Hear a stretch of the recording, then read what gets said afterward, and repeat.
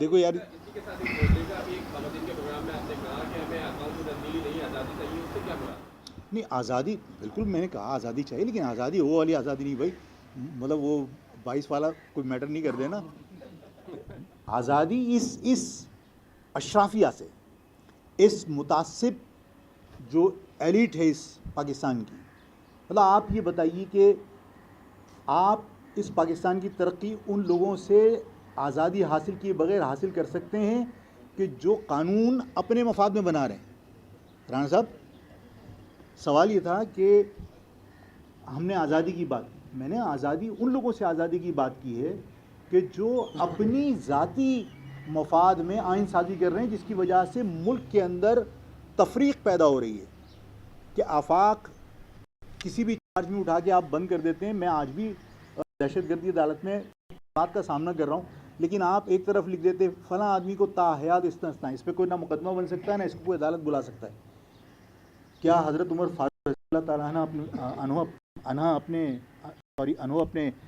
मैं गलती कर गया था दोहराया, हज़रत उमर फारूक रज़ी अल्लाह ताला अन्हु वो मेंबर पे बैठे हुए थे और उन पर किसी ने ये शक का इज़हार किया कि ए उमर, तुम्हारी बैतुल माल से एक एक चादर मिली थी सबको, तुम्हारा लिबास तो एक चादर में बन नहीं सकता। तो मेंबर से उतर के नीचे आ गए और उनके बेटे ने फिर वजाहत की कि बिल्कुल आप सही कहते हैं, हर एक को एक एक चादर मिली थी और हज़रत उमर का लिबास एक चादर में नहीं बन सकता था, वो दराज कद थे। मैंने उनको अपनी चादर दी है तो लिबास बनाए। जब वजाहत की और उसने जो शक का इजहार जिसने किया था, ये इल्ज़ाम लगाया था, उसने अपनी गलती पर नदामत का इजहार किया तो दोबारा मेंबर में बैठे। तुम तो इख्तियार छोड़ना तो दूर की बात, आप नीचे उतरना तो दूर की बात, आपने लिखवा लिया कि ताहयात इस्तिस्ना।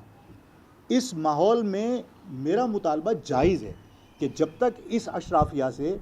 जो इस पाकिस्तान को नोच नोच के खा रही है और अवाम की कोई कदर नहीं है कि आप अवाम को 100 यूनिट यूज़ करने वाले पर आप 100 रुपये आप फिक्स्ड चार्जेस लगा रहे हो, और आप जो बैंकों में हमारे पैसे हैं या इस मुल्क का पैसा है, उस पैसे से आप अरबों रुपए के लोन ले लेते हैं और आप बैठ के अशराफिया उसको राइट ऑफ करा देते हैं। माफ़ कर दिया भाई, कैसे माफ़ कर दिया?